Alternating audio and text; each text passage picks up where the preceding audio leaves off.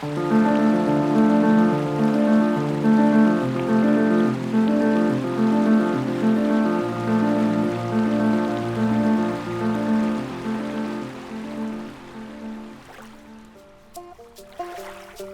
hindi ho maayos yung ating watershed, pwede ho tayong lubugin sa dami ng supply ng tubig natin from Mount Mantalingahan. And then, kung hindi ho maayos yung ating watershed, pwede po yung nararanasan ninyong saganang supply ng tubig ay mabawasan.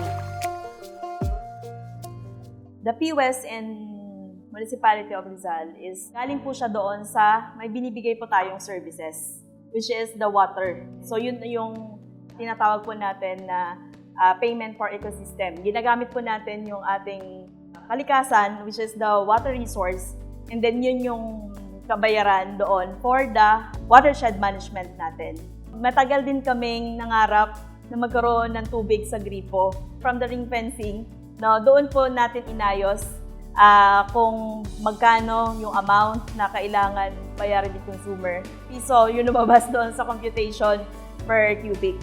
Pinapakita rin po namin sa kanila the transparency na dito po na pupunta yung inyo pong piso per cubic. Ay, ano ba naman yung piso kung mayroon tayong tubig agad na makukuha sa gripo, di ba? Yung komportable tayo nagkakaroon ng supply ng tubig. Yung mga shoreline sa Palawan na may mga bumaha, hindi ko kami binaha dito. Siguro po yun yung isang effect na maayos po namin na ma-manage. Intact po yung aming watershed, kaya mayroon pong sumasalo ng maraming supply ng tubig. Vital si PWES.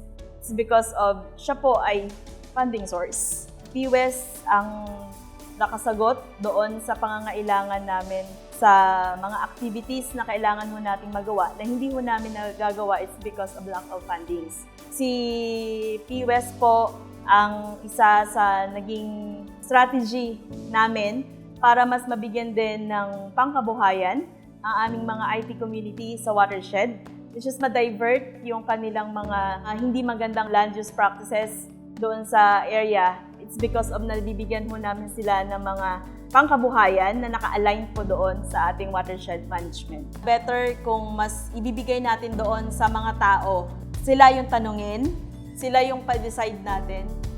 Dito po, hirap talaga ang anak buhay. Sa totoo lang, wala akong trabaho na permanente. Kasi ito, malaki na yung tulong sa amin. Yung mga punla-punla, siyempre mapalitan ng mga kahoy. Kaya malaking pasalamat po namin na nagkaroon kami ng ganito. Meron na po kami ng anak buhay na hindi na makasisira sa mga kahoy. Ako po si Alia Taom.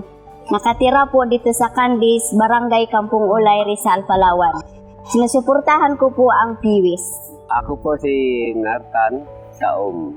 Sinusuportahan ko po ang PWES. Ako po si Sinda Banggit. Sinusuportahan ko ang PWES. I am Janelle Joy Calamba Torres, licensed environmental planner, Municipal Environment and Natural Resources Officer of the Municipality of Dr. Jose P. Rizal, advocating for payment for water ecosystem services.